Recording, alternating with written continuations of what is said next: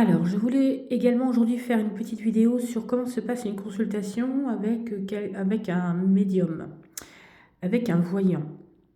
Alors, je sais qu'on a tous notre façon de fonctionner, mais en règle générale, un voyant ou un médium n'a pas besoin de vous demander votre nom, votre prénom et votre date de naissance. Pourquoi? Et notamment, là, je parle au niveau des salons. Pourquoi? Parce que quand vous allez dans des salons de bien-être, en général, certaines personnes mettent des fiches ou pour prendre rendez-vous, d'accord? Où vous mettez votre nom, votre prénom, votre date de naissance.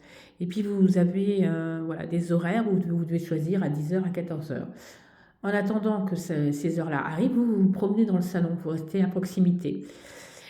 Et ce qui se passe en général, c'est qu'il y a des gens qui n'hésitent pas à aller chercher sur les réseaux sociaux des informations sur vous, pour savoir qui vous êtes, ce que vous faites dans la vie. Et quand vous arrivez, notamment lors du rendez-vous à l'heure dite, dans ces salons de bien-être, bah, la personne, elle aura eu le temps de récolter toutes les informations vous concernant et du coup, elle sait à qui elle a affaire. Et voilà, et ben, elle va vous donner des informations très précises sur votre vie. Vous allez vous dire, ah mais c'est génial, c'est super, cet homme voit vraiment. Oui, mais ce qui se passe, c'est qu'il est parti chercher les informations sur les réseaux sociaux.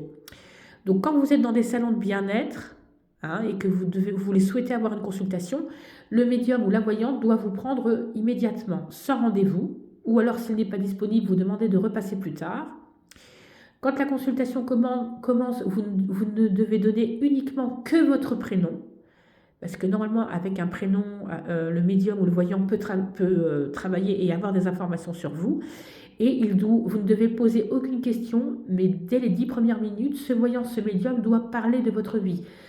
Il doit parler de votre passé, c'est très important, de votre présent, et ensuite il pourra parler de votre futur.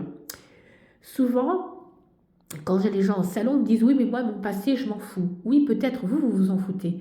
Mais comment voulez-vous vérifier que vous avez affaire à quelqu'un qui voit, à quelqu'un qui a de réelles capacités, si vous ne voulez pas qu'il vous parle de votre passé? En fait, quand quelqu'un vous parle de votre passé, hein, ce voyant médium, s'il est capable de parler de votre passé, c'est qu'il a les capacités à voir. Donc ça, c'est très très important. C'est ça qui atteste en fait que cette personne a vraiment des dons. Voilà. Euh, donc je voulais faire un petit point là-dessus. C'est très important. Ensuite, la personne, comme elle fait son, comment dire, elle a sa façon de travailler, donc après elle peut s'aider d'oracle ou de tarot en fait. Ça aide et ça appuie lors de la consultation. Mais les 10 premières minutes, vous ne devez poser aucune question. Je le répète, c'est très important. Et la personne doit savoir parler de vous. Voilà.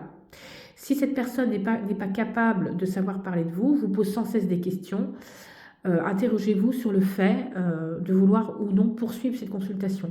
Parce qu'en attendant, vous êtes consommateur, vous avez de l'argent que vous ne gagnez certainement pas facilement, mais que vous investissez quelque part. Donc c'est très important de faire le distinguo entre des personnes ayant de réelles capacités et des personnes qui sont dans des salons de bien-être juste pour se faire du chiffre d'affaires.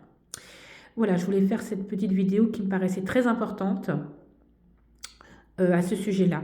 Et par ailleurs, je voudrais aussi vous parler, si vous voulez vraiment être sûr de faire une consultation avec un praticien qui a des bonnes méthodes, qui a une éthique aussi au niveau de la voyance, vous pouvez consulter ce qu'on appelle l'INAD, qui s'écrit INAD, c'est l'Institut national des arts divinatoires, qui répertorie en France tous les vrais voyants, tous les vrais médiums.